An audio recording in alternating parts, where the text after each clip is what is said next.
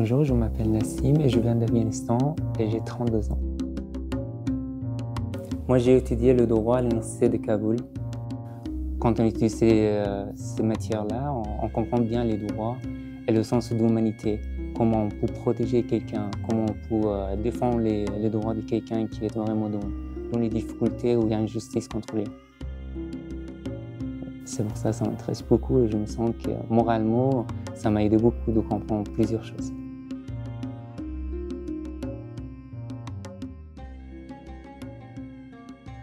Le souvenir le plus heureux que je me souviens de mon pays, c'est le jour de la remise de notre diplôme qui était dans une salle et qu'on a fêté après ma licence.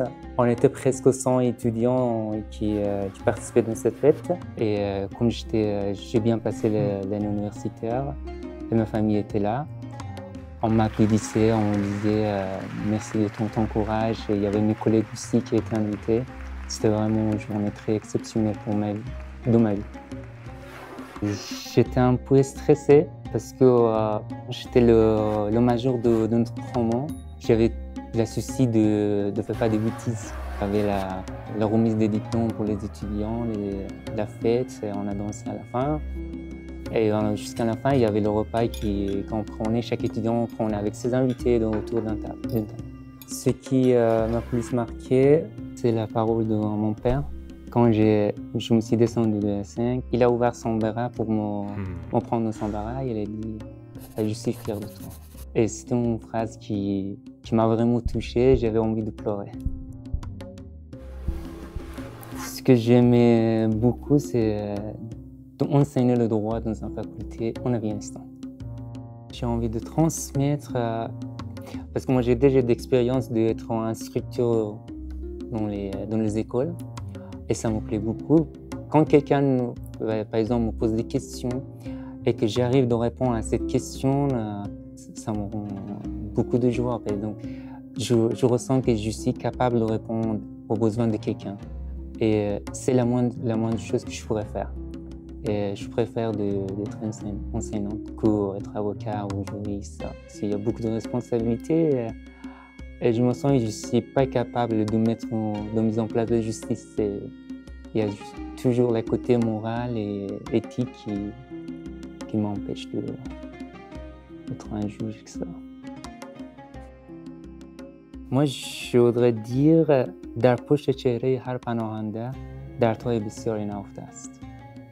C'est-à-dire, derrière le visage de chaque réfugié, il y a plein de douleurs et de tristesse et de difficultés qui se cachent.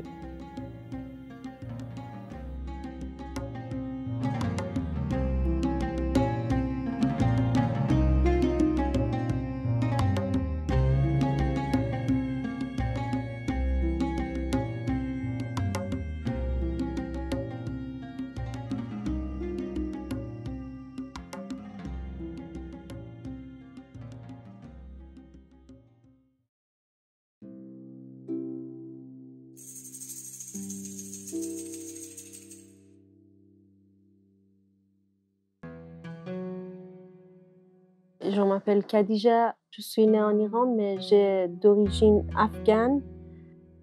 J'ai jamais vu Afghanistan et je connais l'Iran. Ça fait 3 ans que je suis en France, j'ai une petite fille, je suis mariée. Le souvenir heureux dont je me rappelle en Iran, c'est la première fois où je suis sortie seule avec des amis. J'étais très contente parce que je me sens indépendant et moi que j'étais avec mes amis que je l'aime. J'avais 18 ans, 17 ans et on était quatre filles. On était allé au restaurant qu'on aime bien, toute seule, sans les parents. C'était la première fois que j'ai sorti jusqu'à minuit. C'était très bien, on rigole, on n'était pas un homme qui dit pourquoi vous rigolez. C'est pas bien, on était toute seule, c'était très bien parce que là-bas, c'est interdit.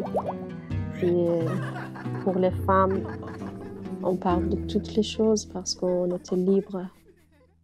J'ai pu payer toute seule parce que je travaillais comme serveuse dans un restaurant. C'était important pour moi de travailler parce que je peux gagner mon argent et je fais ce que je veux.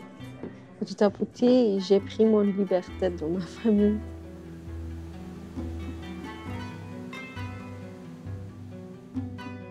Ce qui me manque en France, c'est mes amis et ma famille. Si je pourrais amener quelque chose, c'est ma mère parce qu'elle manque. Elle me manque.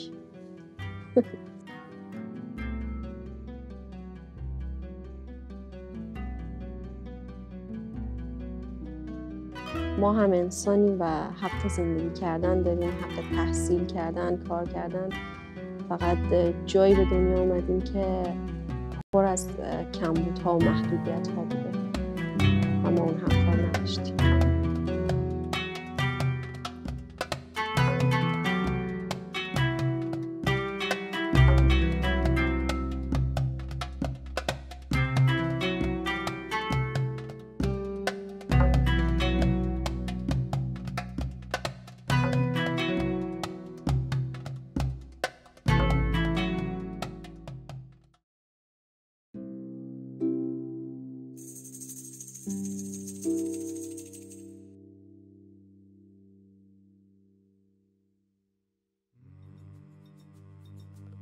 Eu sou a Maria Rosa Dante, sou de nacionalidade angolana.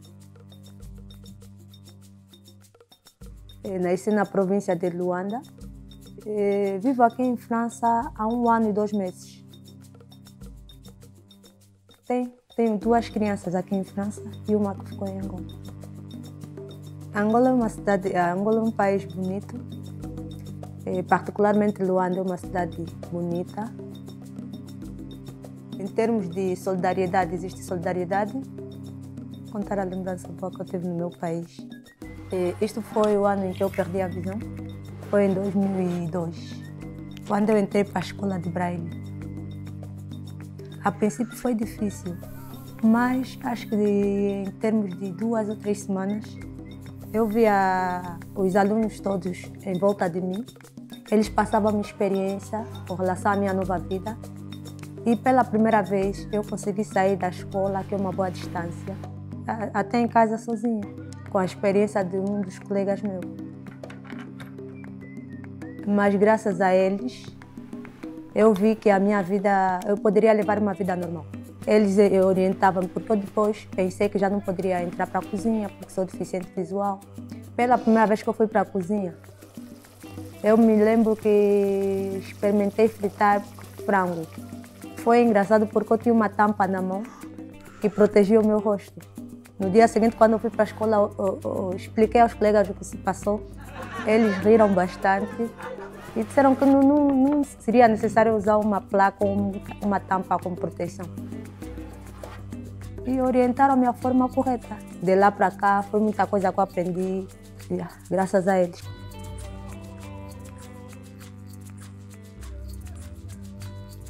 E foi algo bonito que hoje levo aquilo como lembrança e faço a experiência para outras pessoas. Foi ali onde começou minha coragem, a força de dar aulas às outras pessoas. Aquele sentimento de ver o outro aprender também. Eu dentro da associação trabalhei, acho que durante 3 anos, a dar aulas de Braille. Para mim foi muito bonito trabalhar com eles, mas me tinham muito respeito. A princípio que é uma causa que eu vivo.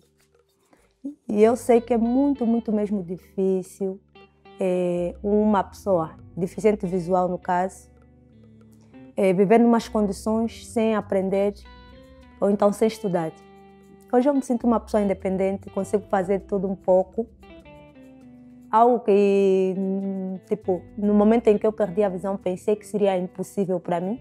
Mas graças a Deus, não há nada impossível. Eu em Angola estudei na Faculdade de Direito, mas para mim acho que aqui eu poderia fazer cursos técnicos, né, que me garantissem um emprego. Eu queria terminar dizendo para as outras pessoas, né, que há pessoas que têm uma má visão de nós, os refugiados cá em França. Não somos aquilo que eles pensam. Nós somos pessoas normais, do mesmo jeito que tivemos lá no nosso país. Temos uma vida normal cá na França. Somos todos irmãos.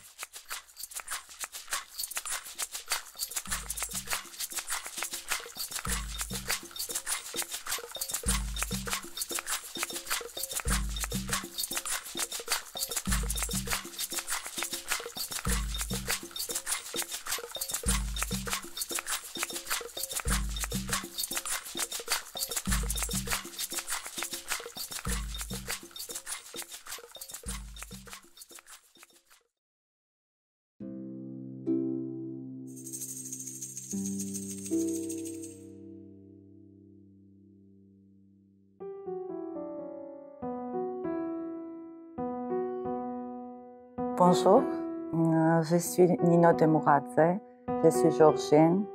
La Géorgie est un très joli, très petit pays. On est orthodoxe, on a notre propre écriture, une culture géorgienne très différente.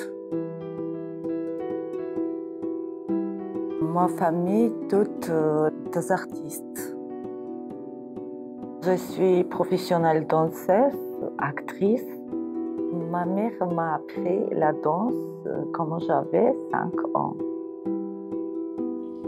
Je me rappelle d'un souvenir heureux de mon pays.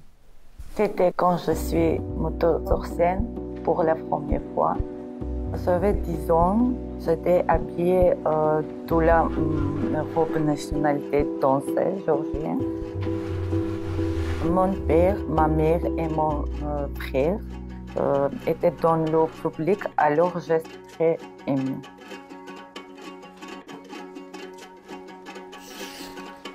J'aime la danse géorgienne parce qu'elle rappelle le traditionnel mon pays.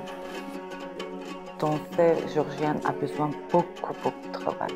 Géorgienne danse très difficile, technique, classique.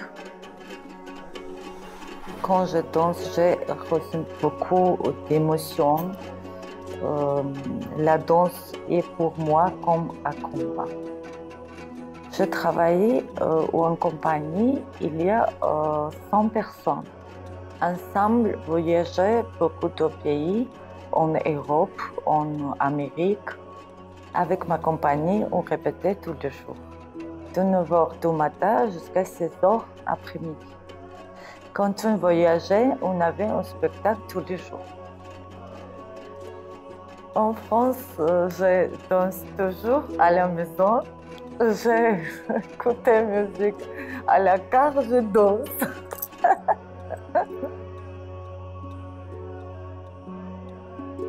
ძალიან მადლობა ფრანკ ხალხს ესეთი თბილი მიღებისთვის. მიყვარს საქართველო, მიყვარს საფრანგეთი.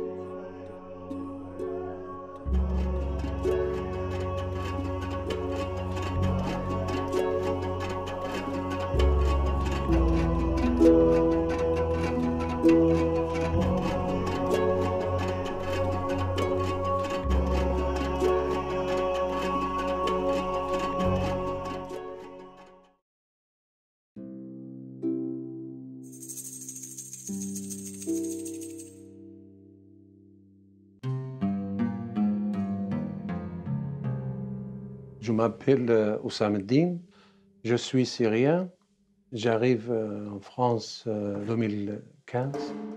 Je suis mariage et j'ai 4 enfants. طبعاً سوريا بالنسبة للعالم كله كان بيعرف قبل الأحداث إنه سوريا هي دولة تعايش، دولة تآلف، دولة محبة، دولة إنه الناس كانوا يحبوا بعضهم. فاجأنا بهالأزمة واكتشفنا كتير أمور ما كانت موجودة عندنا ببلدنا للأسف. سبب إنه الحياة كانت هادئة بسوريا، يعني ما كان في عنا مصاعب أو مشاق، وكل إنسان بسوريا كان مجتهد شيء من أحلامه، وهذا الشيء صار معي. يعني ذكريات حلوة. أنا بالنسبة لي كانت ذكرياتي بسوريا كلها حلوة. هواية من أنا وصغير كانت هوايتي الخياطة، يعني كنت ناجح دراسيا، ولكن رغبتي أو هوايتي بالخياطة مثل أي هواية أخرى خلتني إني أترك الدراسة وأتبع الخياطة. يعني بأواخر 2007 أنشأت مصنع خاص إلي، طبعا بهذا الحجم. كان مجموع العمال عندي 30 عامل فقط. المصنع اللي اشتغلت فيه من 2007 ل 2014 طبعا هو بناء بيتضمن السكن الطابق الأول. بالنسبة للأرض كان عندي محلين وعندي المصنع. يعني ابني الأكبر قال لي بابا أنا ما عندي رغبة تابع الدراسة، أنا رغبتي إني أتعلم، إني أتابع معك بالخياطة. أصبح مختلف عن تفكيري سابقا. تفكيري بفرنسا الكسب المادي. خلال فترة 40 سنة حققت كل اللي بيتمناه الإنسان من مهنته.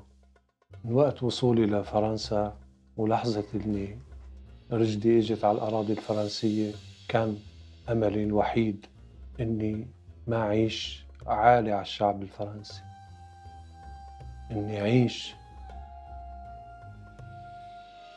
حياتي وأنا عم بشتغل وأكسب مصروفي من عملي. وبشكر الشعب الفرنسي كله لأني ما لقيت منه إلا كل محبة.